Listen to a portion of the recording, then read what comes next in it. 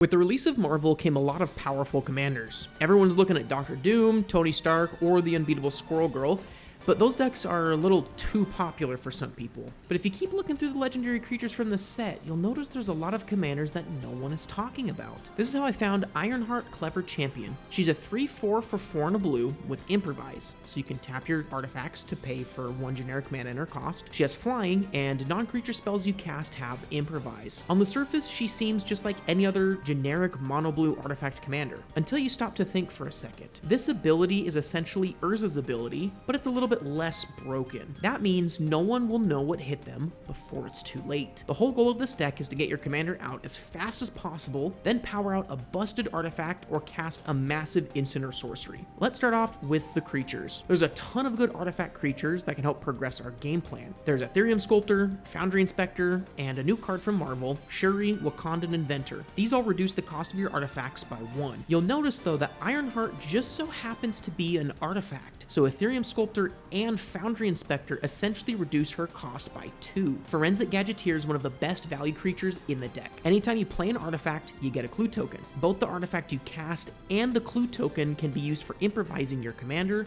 or another non-creature spell. The Mechanist, Aerial Artisan, and Psymaster Thopterist are essentially the same cards, but the Mechanist gives you a token for each non-creature spell you cast instead. Next, let's talk about some value creatures. You can't have an artifact deck without playing cards like the Reality Chip or Miminon that allow you to look at and cast artifacts from the top of your library. Riddlesmith and Iron Lad are here for some additional card draw as well. Moving on, let's talk about some instants and sorceries. There are a couple of artifact tutors to get some of your key pieces or engines out if needed. Fabricate, Reshape, and War of Invention can all be cast at a massive discount with our commander. Additionally, we have a lot of X card draw spells like Math Magics, Universal Surveillance, and Blue Sun Zenith. These X spells are incredibly awesome because we can draw a ton of cards when we get low. One of the best instants in the deck is Paradoxical Outcome. This can be used as a protection piece or for pure value. Oftentimes you'll cast it for value on someone's end step to then cast all of your artifacts again on your own turn to draw a bunch of cards. This deck's only playing a handful of enchantments, but the ones that we are running are incredible. We have Efficient Construction and Mirrored and Besieged. They're both fantastic ways to get a horde of Thopters.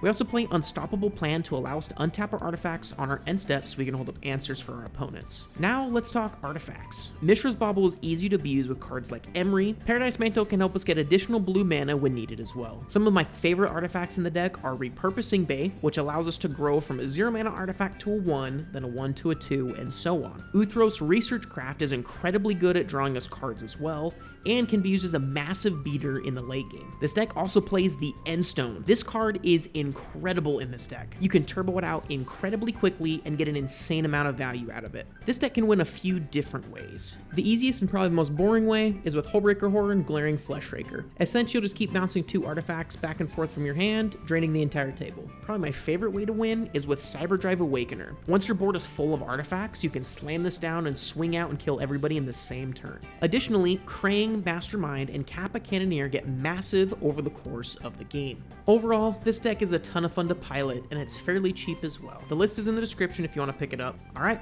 that's it. Thank you so much for watching. We'll see you guys in the next one. Peace.